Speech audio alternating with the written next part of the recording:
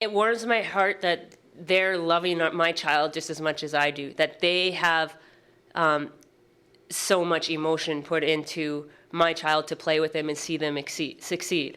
They work so hard, and I'm forever grateful. I feel like I've hit the lottery. Hello, I'm Eric Anderson. The voice you just heard belongs to Saskatoon's Carrie Hart. She is one of the many voices you will hear as we explore the Little Tots program at Autism Services of Saskatoon in episode 11 of YXE Underground.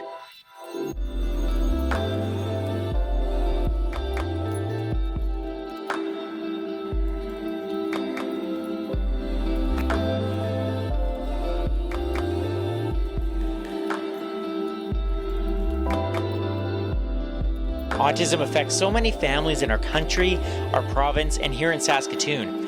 When a child is diagnosed with autism, research shows that early and intense therapy can make a real difference. The Little Tots program was started 7 years ago for this purpose, to help kids as young as 18 months develop the social and communication skills that have stalled because of their autism diagnosis.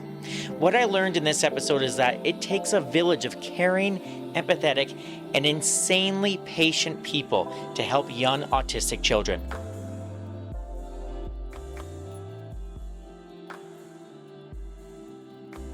Lucas Hart had just turned 2 when his parents began to notice a change. His speech was not developing like his peers, he was withdrawing from his friends, and showed no interest in playing with his toys. His mom, Carrie Hart, knew of a program called Little Tots at Autism Services of Saskatoon. Once Lucas was diagnosed as autistic, Carrie applied to the program with the hope that it would help her son. Lynn Latta is the Executive Director of Autism Services of Saskatoon and a big believer in Little Tots. It's really important because it's an early intensive intervention program. So we take children from the ages like 18 months and up to 48 months, about that age, and work with them very intensively, with them and with their families, and then they get that therapy right at the beginning, and it can make a difference in the trajectory of their lives. Lynn is not kidding when she says the program is intense. For the past 3 years, Lucas has spent 4 hours a day, 4 days a week, working with a variety of therapists at Autism Services of Saskatoon. He also receives home visits from therapists, which we get into later in the episode. I wanted to tell the story of Little Tots through Lucas, so that's why I spoke with his mom, Carrie, and the interim director of the Little Tots program, Desiree Boutin. I interviewed Carrie last month and then spoke with Desiree about a week later. But when I started editing the interviews, I quickly realized I should have gotten them in a room together and just interviewed them both. So that's what I did. Carrie and Desiree were very generous with their time, and I think you will really love this conversation. Like I said before, I have learned it takes a lot of people pulling in the same direction to help an autistic child. Carrie and Desiree are wonderful examples of this. We sat around a large table in one of the therapy rooms at Autism Services of Saskatoon on a Friday afternoon, and I started by asking Carrie if she remembered the first time she met Desiree. I do. It was probably the very first day, bringing Lucas in when it was honestly totally chaos in here. It was their first day because none of the kids know what was going on. And it's usually there's 2 classes, so they intertwine. And yeah, I was nervous and excited and all the above. Why were you nervous? I was leaving Lucas for like a first time with strangers, right? Totally for 4 hours, so that was a big thing. Do you remember the first day? I don't remember it in particular. He's been here for a very long time, but definitely the first day for a lot of parents is one of the hardest days, especially since they haven't left their kids, and especially for people who have kids who can't necessarily say what they want. Has separation anxiety and everything, because you have to leave. I mean, Lucas was fine, but there was other kids that you had to leave them crying, right? Because they didn't want their parents to leave because they're not sure what's going on. So yeah, it's definitely a tough day. So as a mom, when you left Lucas for the first time, what was going through your head? Oh, I'm not sure. I was worried, anxious, about him being here by himself. But at the same time, I was excited because this was the first day of an opportunity for hope, right? Hope that he'll get the skills he needs to move on. When you're dealing with a first day, is there as much attention Desiree spent to like the parents as well as the child too? Because it's got to be kind of scary like you said, Carrie, it's an opportunity, but they're leaving the nest a little bit. Yeah, definitely. We make sure that we're in contact with the parents and let the parents know how their kid's morning or afternoon is going. Sometimes we let parents stay and they can kind of check in with us if they're really worried. We don't let them stay in the room though, just so that the kids get used to it quickly. And we're usually really excited to get to know the kids because we don't know them yet. Okay, so how do you go about getting to know the kids? And feel like in this case, like we could talk about Lucas. Like how do you go about getting to know someone like Lucas? So usually we bring in a ton of toys into the room and then we just kind of test to see what they like the most. We try different things like tickles or that kind of stuff too and see what they like playing with the most. Lucas likes wrestling. So he usually uses a therapist as his play toy. It's true. He loves to they love physical play, and the therapists here are amazing. They just pick him up and just play with him, and then it works out really well, the pairing. So well, and that's interesting too, because when we did the photo shoot a few days ago, like you were just picking him up, Desiree. Like and like that sort of surprised me a bit. Like I wasn't sure what the interaction was going to be like, but and he was loving it. Yeah, it definitely depends on the kid. We kind of just figure out what the kids like most and go with that mostly. I'm usually like a physical type person, so I love like running around, jumping around, playing Ring Around the Rosie, tickles, that kind of thing. So that's like my go-to with kids. That's my play style, where some of the other therapists have more of like a toy play style. But yeah, definitely depends on the kid's preference.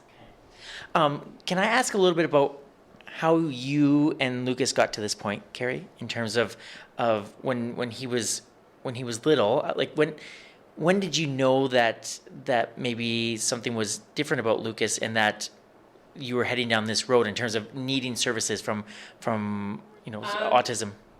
Well, Lucas has had he's had a lot of different health issues with numerous ear infections and throat infections. He's had his tonsils out and all that.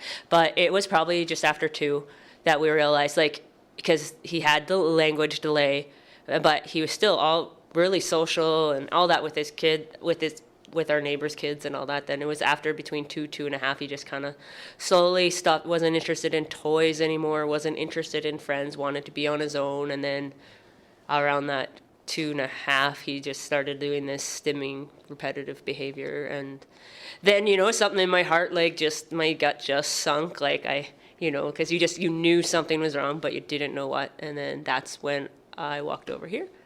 And I walked to Autism Services just to get my name in. At that time, I didn't know what was going on. And then started in KCC, which is Kinsman Children's Center, because we then got assessment from a speech and OT that they said they suspect he has autism. So I started here, and then I knew some friends that have been, other people that have been in this program. And I heard how well it works. So then I Googled it and, Googled ABA therapy and all of that. And then I thought this is a perfect fit for Lucas. So then I just went in and made sure I had reference letters and all of that stuff. And I was very thankfully picked. Lucas was very thankfully picked, because there was I think 15, 16 applicants when he was picked, and he was one of the only 4 to get in. Yeah. How did you know that this was going to be a good fit for him? Well, I just think that because he would just working with him at home, I could just tell that he was a reward kind of kid, and that just this would work, and having the one-on-one time with adults would help him learn the skills he needed to. For parents that come here, the process to get in here, Desiree, how challenging is it to get their son or daughter into the program? Into our specific program, we do have limited amount of spots. So currently we have 12 spots. Kind of depends how many kids are transitioning out in the fall. So for example, for this year, we had 5 positions opened for fall, and we had 16 applications. The application process, they have to fill out their information form, and then I meet with the parents and I do an assessment with their child. I also get them to fill out an assessment as well, and I observe their child, and then I bring all that information to an admissions committee, and then the admissions committee chooses from there. So Carrie, as you're going through all these steps to get Lucas into this program. What was that process like for you as a parent? Because like I'm sure on one hand there was excitement, like you said off the top, but then like there's a lot of hoops. Oh, like when you first apply, like then it's a several week wait until they you have an interview and you meet your child, because everybody that applies gets an interview. You also have to go to a mandatory meeting that kind of tells about the program. So, because then some people at that meeting don't know how intense it is and they can't fit with their lifestyle, so they don't even probably bother applying. So you go through all that. Like I said, I got some reference letters from a psychologist and stuff just saying about how Lucas would be a good fit for this. And so we went through all that whole process, and then it's like nail biting. You probably can't sleep because you're excited, but you're nervous because you know how hard it is to get into this program. And so when I got the phone call, my first one, I was a waiting list. I was the first one on the waiting list, so Lucas wasn't even in. So I was so excited and then still nervous. And then literally like 2 days later, I got a call saying he was in. I remembered it that day exactly. I was with my friend. We were at the Forestry Farm. I was in my car. I think I started crying, and then I probably did laps at the Forestry Farm like 5 times around. So I was so excited.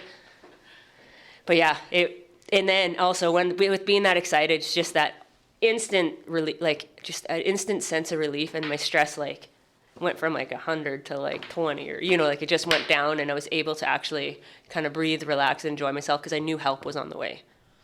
How badly did you need help? It's so hard to say because I don't know what it would be like without help, right? Because right now, Lucas didn't know, like he has to learn every skill, like you teach it to him. He doesn't learn very much naturally, so yeah, I don't know. We did need help because Lucas wasn't communicating at all. He wouldn't respond to his name. He kind of just did his own thing. And so it was really hard, like safety, sleeping, just everything. Everyday tasks that we take for granted, he couldn't do. So I had to either teach him or do it for him. And so then, as he's getting older, not wanting to play with kids, his neurotypical friends are like kind of taking off, doing their own things. And then as they get older, there's just this bigger gap. So it makes things harder. That must be so hard as a parent when you see that gap begin to form.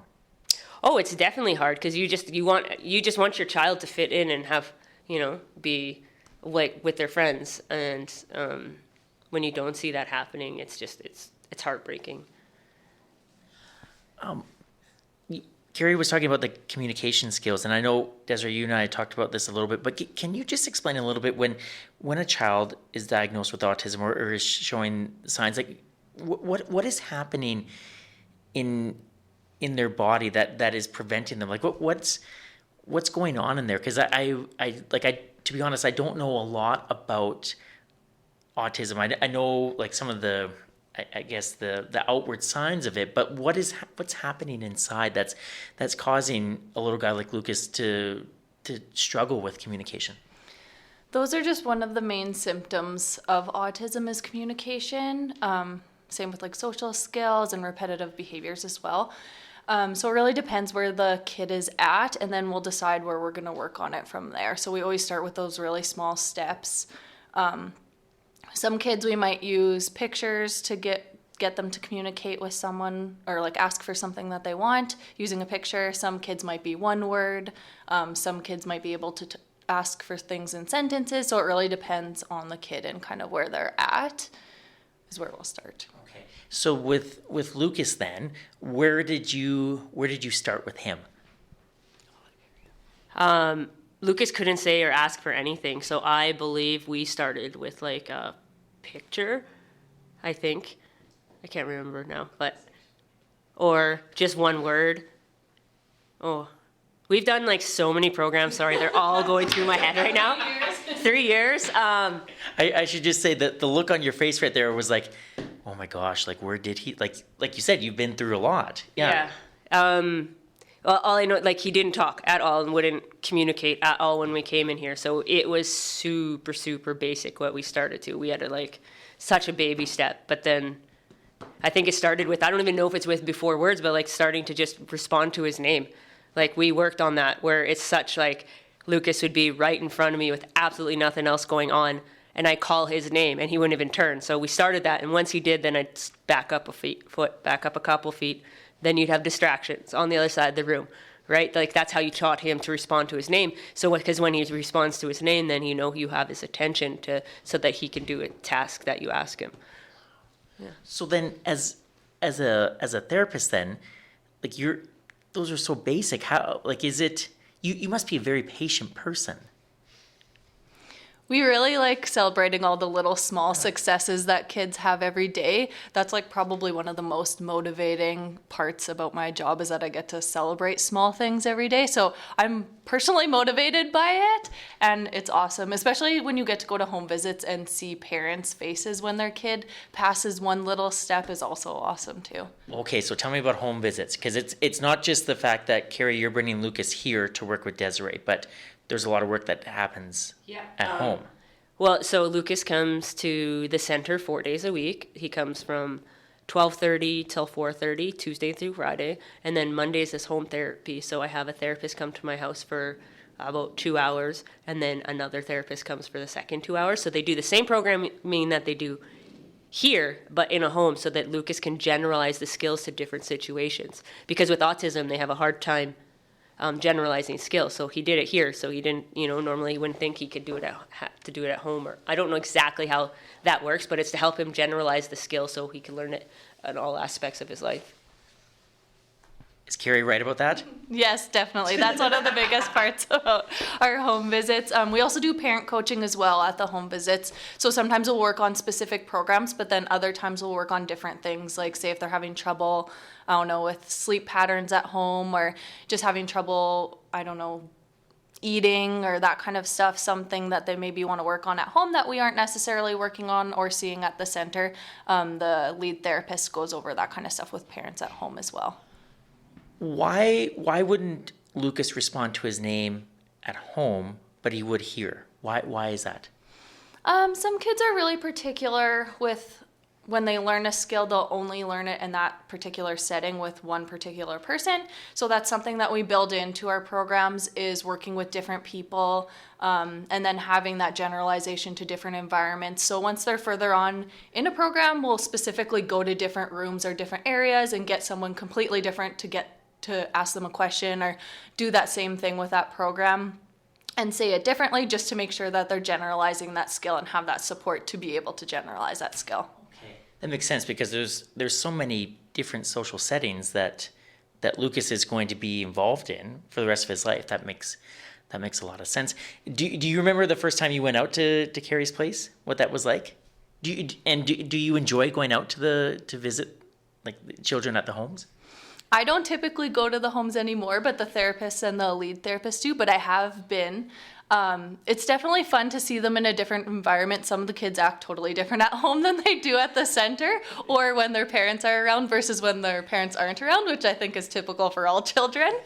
But yeah, it's really fun and it's fun to see. Sometimes they'll do different things or just even playing with different items that they might not even play with at the center that they like at home. Yeah, it's just having because they act a little different because they're just comfortable because it's their home, right? It's their stuff. They feel more comfortable. I think when they come, Lucas tries to, test them a little bit just because it's his home and he's like, anyways, but. You're on my turf now. Yeah. So but the therapists do really good at working with Lucas and his toys and stuff, and they still manage to do a great job. And being at home, it's great because then when it's nice, we go out, into the backyard and play on the swing set, and we can use that as a therapy tool. Or they help me at home. Like a skill was Lucas to learn not last year but the year before to learn to ride a trike because there was Lucas has he has a big motivation issue. Like he's just honky-dory, everything's fine. So nothing really motivates him.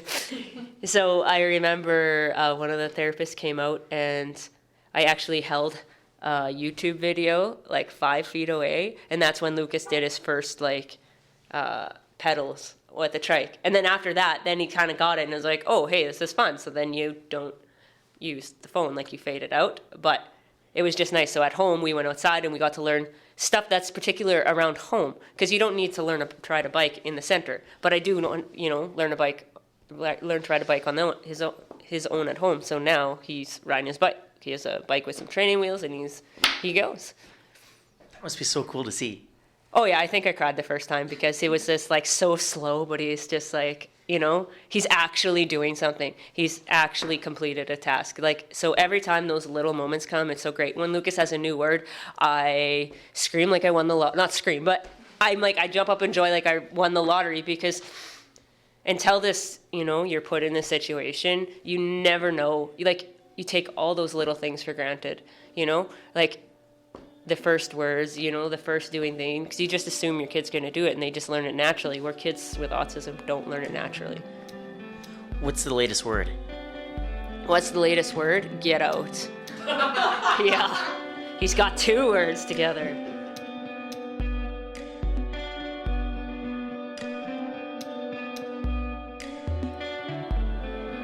This is episode 11 of YXE Underground. My name is Eric Anderson. You can subscribe to the podcast on Apple Podcasts, Google Play, or wherever you find your favorite podcast.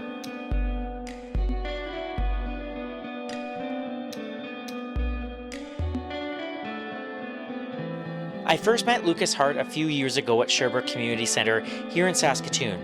That's where I work alongside Carrie. She is a recreation coordinator whose energy is truly infectious. He's a wonderful kid, and it's been so interesting while making this episode to see his interactions with his mom and Desiree. What it has taught me is that parents of autistic children, as well as therapists, have an insane amount of patience. The patience Carrie and Desiree show with Lucas, it just blows my mind. I can't stress this enough. Before I did the interview, we did a photo shoot with Carrie, Lucas, and Desiree at Autism Services of Saskatoon with our podcast photographer, Janelle Wallace. Lucas was just getting over the flu and was not really in the mood to have his photo taken.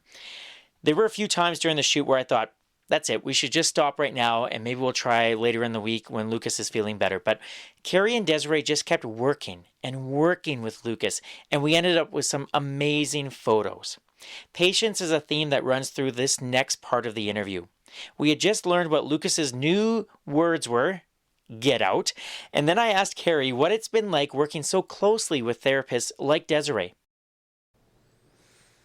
Working with a therapist has been really good because it's given my husband and I the skills to just help raise Lucas and help teach him the way he learns. So, I mean, yes, it's a slow road, but it's like they've helped us parent our child, to learn different things so that we can actually be just a regular family. Like we go out with our friends, we go, to play places, and Lucas, he interacts and, slowly more and more every day. So they help us, they help us learn the skills we need to just, go on with life. And what was the last part? What have you learned about yourself? Oh, I never... patience that I didn't have. Wow. Takes a lot of patience. My husband's more patient than I am. Because, it's, for an example, this wasn't me, but one of the therapists, was trying to get Lucas to say plane or airplane. We know he can say it. He literally sat there for 20 minutes with Lucas sitting across saying airplane, until he said it. Then he said it, and then now he knows it. But it's the patience that they have, because it just takes, I don't know. Once that first time happens, then the time in between usually gets shorter. But yeah, no, I've learned patience. I've learned that I have a lot more support out there than I thought. I've had a lot new support with the families, like with the other parents here. Ooh, tell me about that. Well, it's great when you meet the other parents that are going through the same thing as you, because you might have a question that they can answer, or they're just a great ear to listen, and you share in all their kids' successes. So someone's like, "Oh, my child's now potty trained," and you just jump up in joy for them because you know how hard that is. But not just potty training, many other skills like knowing their name, clapping their hands, drawing, all You were telling me before that Lucas recently has learned to dress himself, right? To put on his clothes. Like that's huge. Yes, it is. It's awesome. I kind of lay it out there just so that, because otherwise, I still like him to match a little bit. But, he can get dressed head to toe now. He sometimes needs some help with, like, a bunny hug and the zippers. Like, those are still hard for him. But, yeah, no, it's a good feeling. And to be able to share that with others. Like, that must be... Oh, it's great because I would share something with a parent and then they'd share something they had. Or I would share a struggle I'm having and they'd share a struggle they had. Or they might have an idea to help with that struggle. Like... for a few months there, Lucas was waking up for 2-3 hours a night, right? And just happy-go-lucky, but there goes my sleep. And then so, people would say, like, try a weighted blanket or, try do this before bed or, just different things. So they just help you and they get it. I don't know how, like, it's just, the easiest way to say it is they get what you're going through. How does that make you feel, Desiree, knowing that they're, like, you're part of a, like, it's not just the one-on-one training that you're doing, but you're working with parents and then these parents form a community. How does that make you feel? It's good because they have a support system and just even other people to vent to because they can say stuff to us and we get it because we see their kids, but at the same time, we're not with their kids 24/7. Like we don't live with them and we just have them one-on-one. We're not trying to do other household items or that kind of stuff too. So having that support for someone else when someone else understands exactly what they mean or what they're actually going through too. There's one thing that Carrie mentioned too, when you were saying the example about airplane and how that one therapist spent 20 minutes on that. And I maybe asked you this a bit earlier, but I like the patience that requires. It is far beyond me. Like I can never do that. And so I'm wondering, Desiree, like, is that something that you were just like, it's just part of your makeup, or do you learn that as a therapist? I think you learn it as a therapist. I think when you first start as a therapist, it's really hard to stick to your guns and keep waiting the kid out or keep prompting them to do something. Or like even being able to ignore a kid if you're not supposed to give them attention for a certain behavior. But you learn that following through means progress and that behavior, that inappropriate behavior is going to go away or it's going to increase that appropriate behavior of asking for airplane. So you see it work and it's much easier once you see it work. We obviously don't want to wait out a kid for very long and we want to be able to prompt them to do it quickly, but sometimes that stuff does happen and we do have to wait them out a little longer. That's so, I just find that so interesting that you're able to have that patience. When you see therapists work, Carrie, like, does it, especially in the beginning, does it just sort of blow your mind a little bit, like the work they do? Oh, it does. And it warms my heart that they're loving my child just as much as I do, that they have so much emotion put into my child to play with them and see them succeed. Like they work so hard and, I'm forever grateful. I feel like I've hit the lottery. How does that make you feel? Good. We love seeing all the little guys and girls that come in too, and we really it's so rewarding seeing all that progress with the parents and like things that they'll do outside of the program too that they wouldn't have necessarily have done before coming to the program too. I think that's really rewarding as well. I just want to wrap up with how this has changed not only your life, Carrie, but your family's life, and especially Lucas. I know you've touched on lots of things, but can you summarize a bit how this program has really impacted Lucas and your family?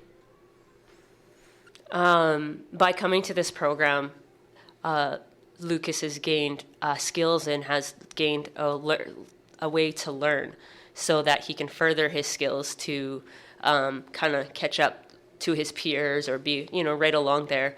It has taught me how to teach my child in a way he can learn, so that when this program's done, I can take the tools that I have learned in this program and apply them later on in life. And it's given our son back. We can go have fun. We go for a bike ride.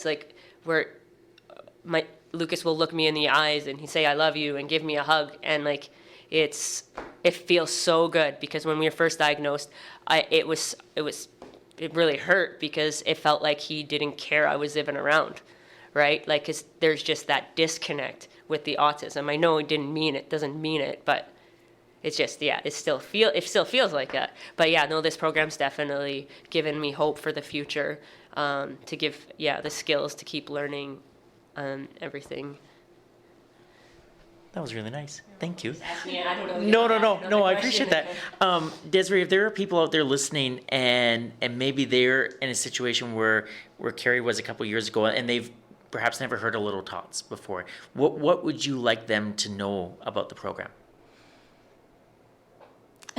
It is a good program. We have limited spots, so that makes it difficult to get into, but it is a really rewarding program. We do also have the autism intervention program within Autism Services that people can access as well if they don't get into the program, or if they want maybe a less intensive program, if that's a better fit for them too. That is something to consider. Before I let you go, is there one thing that that maybe the general public has a misconception about, especially kids, but people in general that have autism? Is there something that maybe frustrates you at all that you would say, yeah, no, this is how it actually is, or something like that?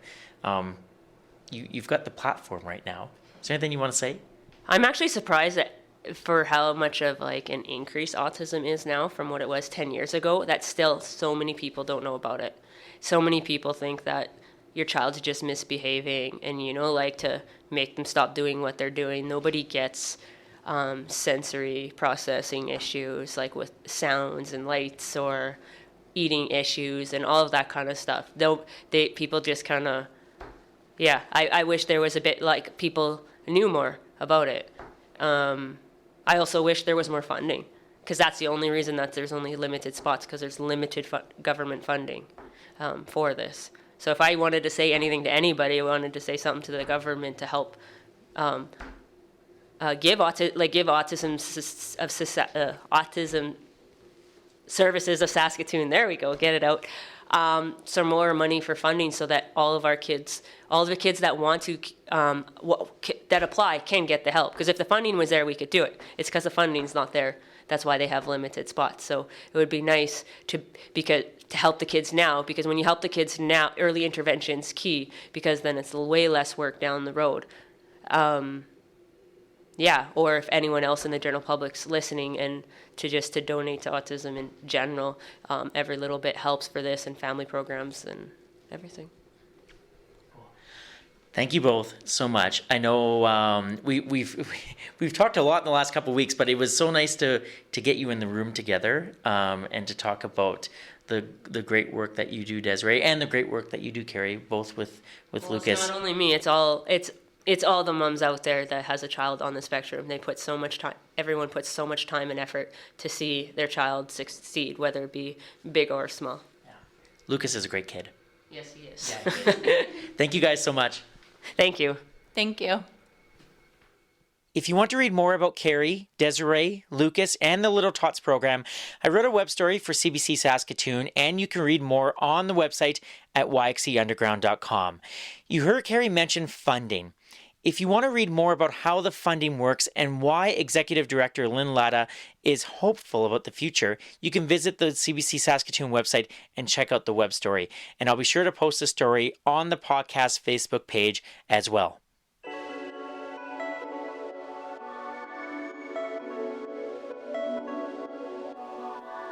This has been episode 11 of YXE Underground. Thank you very much for listening. My name is Eric Anderson. I host and produce the show. And if you know of someone doing something really great here in Saskatoon who's flying under the radar, please let me know. You can send me an email, ericandersonyxe@gmail.com. You can also find the podcast on Facebook, Twitter, Instagram, and on the CBC Saskatoon website. Thank you to the CBC's Corrine Larson for being the consulting producer and such a wonderful human being. And that goes for the CBC's David Hutton as well. A big thank you to YXE Underground photographer Janelle Wallace. This was a very challenging, but I think very fulfilling photo shoot as well. I mentioned some of the challenges earlier, and I think Janelle, you did a wonderful job of capturing Lucas's spirit. And same goes with Carrie and Desiree as well. The photos ended up spectacular. And if you visit any of the the Facebook pages or the Instagram page, you can see some of those pictures as well. So Janelle, thank you very much. A big thank you to my cousin Andrew for creating the theme music, and the music you're listening to right now is a brand new creation from Andrew. He made it in his studio in Los Angeles. So Andrew, thank you so much for that. Thank you to Danger Dynamite for creating the website and making it look so good. And a huge thank you to Autism Services of Saskatoon, and of course Desiree, Carrie, and Lucas for all your time and for welcoming me into your world and for allowing me to share your story. Before I go, I would like to acknowledge that these interviews were recorded on Treaty 6 territory and the traditional homeland of the Métis. My name is Eric Anderson. This has been episode 11 of YXC Underground. Subscribe to the podcast on Apple Podcasts, Google Play, or wherever you find your favorite podcasts. And you can find all the episodes of YXC Underground on our website, yxcunderground.com. This podcast is a production of the Salt Hammer Production Company. Thank you so much for listening, and we'll talk to you soon, Saskatoon.